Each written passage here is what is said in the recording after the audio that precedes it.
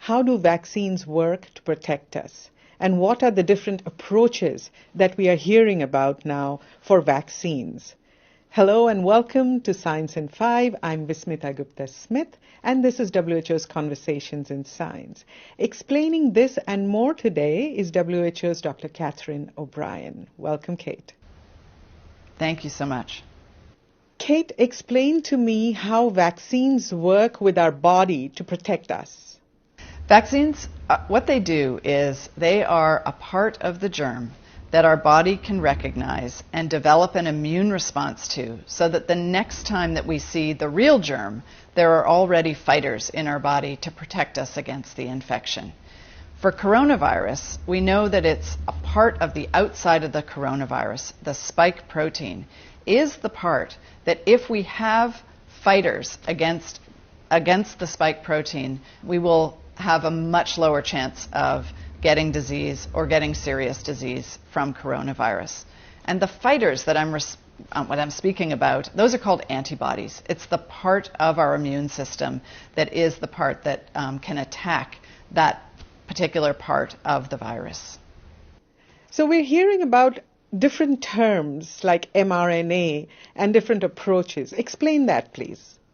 So all of the vaccines are ultimately trying to do one thing. They're trying to get that part of the virus, the spike protein that I just spoke about, into the body so that our immune system can develop antibodies against the spike protein.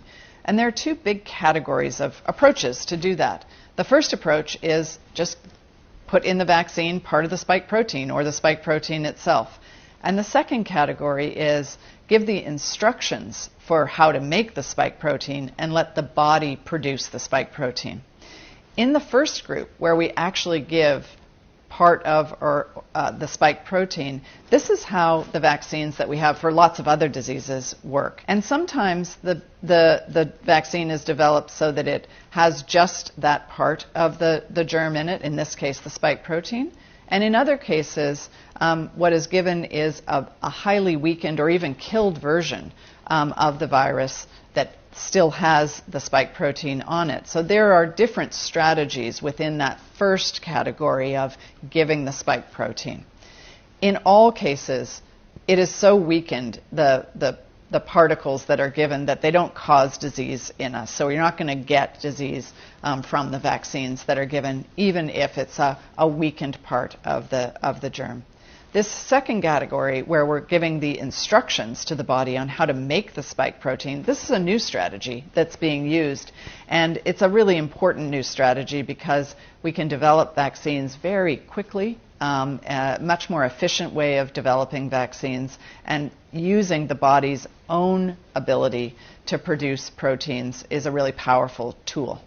Kate, when we hear about vaccines developed from parts of viruses, people may have questions about safety. Speak to us about safety of these vaccines.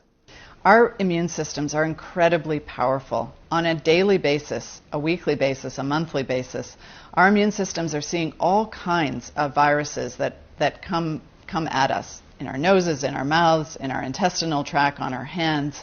And it's their job, it's the job of the immune system to be surveying what's out there and readying itself for when it's exposed to something that could be causing disease. What the vaccines do is they provide to the immune system a small part of a germ that we know can cause disease. And it's training the immune system so that it is completely ready when it actually sees that particular germ.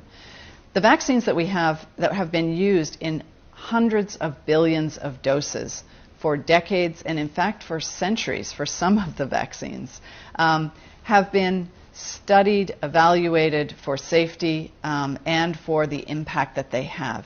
And we have a safety system for all vaccines that is constantly looking at the information about the performance of the vaccines and picking up any issue around safety that might arise in the future. So I think we can be really well assured that we have a very strong system in place to both look at safety, assure safety before a vaccine is authorized for use, and will continue to monitor safety even after it is deployed for widespread use.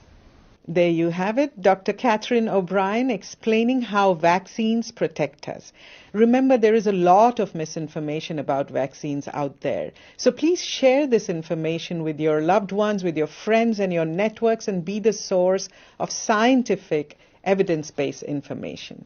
Until next time then, stay safe, stay healthy, and stick with science.